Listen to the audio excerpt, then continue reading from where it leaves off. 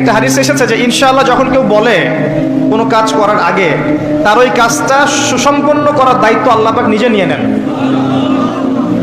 একটা হাদিস শোনাই, সুলাইমান আলাইহিস সালাম তার 100 জন স্ত্রী ছিল। কতজন? এখন পশ্চিমারা আমাদেরকে শেখায় যে বহু বিবাহ ভালো না, ইসলামে 4টা বিয়ের কথা বলা আছে, ইসলাম কত অমানবিক ধর্ম, এগুলো শেখায় না? শেখায়। সুলাইমান আলাইহিস সালাম কাদের নবী? বনু ইসরাইলের নবী, যিনি এই জেরুজালেম থেকে সারা বিশ্ব শাসন করেছিলেন। তার পিতা দাউদ আলাইহিস সালামও সারা বিশ্ব শাসন করেছেন এই জেরুজালেম থেকেই। পরবর্তীতে তিনি দাউদের পুত্র সুলাইমান আলাইহিস সালাম, তিনি আরো বেশি ক্ষমতা নিয়ে বিশ্ব শাসন করেছেন। জিনরাও তার অনুগত ছিল। তিনি পশু পাখির ভাষা বুঝতেন, এমনকি পিঁপড়ার ভাষা পর্যন্ত বুঝতেন। সুবহানাল্লাহ। বাতাসে ফ্লাই করতে পারতেন। জানেন আপনারা? সুলাইমান আলাইহিস সালামের 100 জন স্ত্রী, তিনি বলছেন আজকে আমি আমার সব স্ত্রীর কাছে যাব এবং প্রত্যেকের গর্ভ থেকে একটা করে সন্তান আসবে এবং এই সন্তানরা আল্লাহর পথের মুজাহিদ হবে। তিনি একটা কথা বলতে ভুলে গেলেন। কি?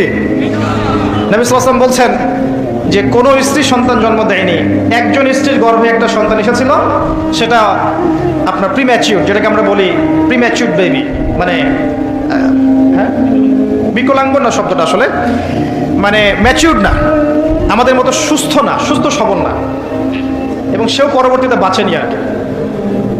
তো নবী সাল্লাল্লাহু আলাইহি ওয়াসাল্লাম বলছেন ওই দিন যদি সুলাইমান আলাইহিস সালাম ইনশাআল্লাহ বলতেন তাহলে তার কথাই সত্য হতো। ইনশাআল্লাহ ক্ষমতা বুঝতে পারছেন?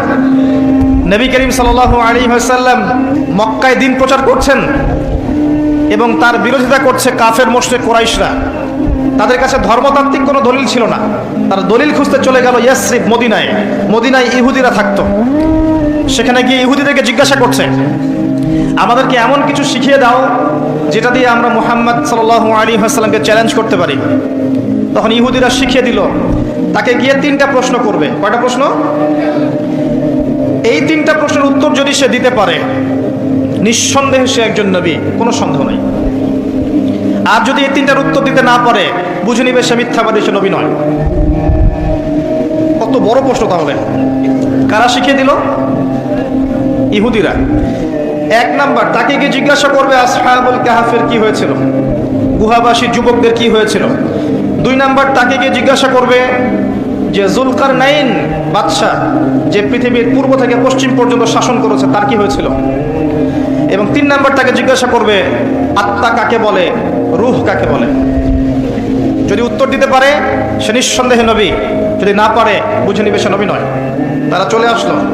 নবী সাল্লাল্লাহু আলাইহি ওয়াসাল্লাম কাবা ঘরের সামনে ছিলেন। তাকে জিজ্ঞাসা করলো, হে মুহাম্মদ সাল্লাল্লাহু আলাইহি ওয়াসাল্লাম, বলো তুমি যদি নবী হয়ে থাকো তাহলে বলো এই 3টার উত্তর কি। নবী করিম সাল্লাল্লাহু আলাইহি ওয়াসাল্লাম বললেন আগামীকাল এসো তোমাদেরকে বলে দিব। আগামীকাল